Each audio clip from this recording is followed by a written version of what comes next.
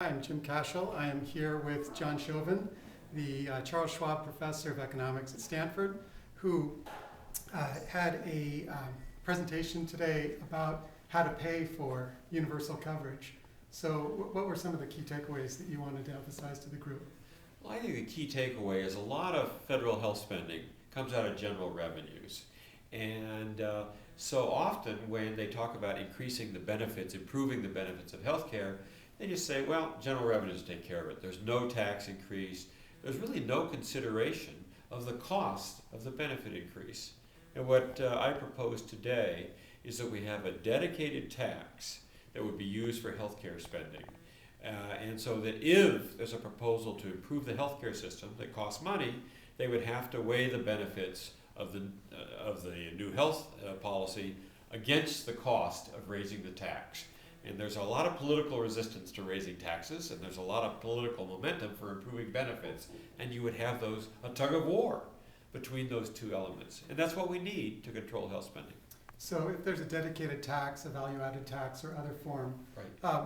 What's the current narrative in Washington around in this health reform discussion? There's going to be a new bill coming out, proposed in the next few months.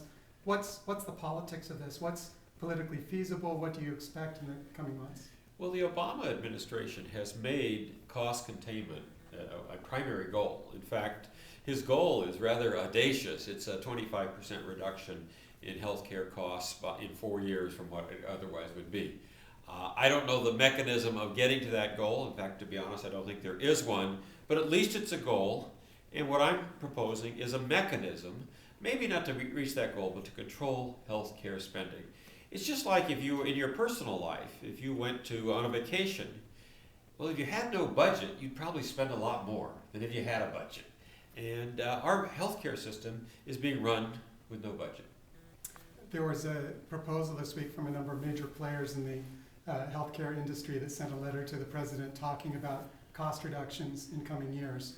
Right. But it wasn't attached to a direct tax of this sort. Was that good news that he got that letter? Do you think that's significant or maybe not that meaningful? Well, I think it helps to reinforce the cost control element. But to be honest, I think it's tough to control costs unless you establish a budget. You say this is the most we can spend. And what we're proposing is you're going to have particular proceeds from this tax, and that's all there is. And if you want to have more, you've got to raise the tax. And more power to you, except you have to think about both the economics of that and the political consequences of raising taxes. The one thing that people don't want is runaway taxes. We've got runaway spending. Put them together and let them fight it out, and I think we'll have a compromise. That is, taxes will go up, but not as much as they would otherwise, and spending will go up, but not as much as it would otherwise. Thank you. It will be a fascinating debate. Thank you very much, Professor Schultz. Thanks a lot.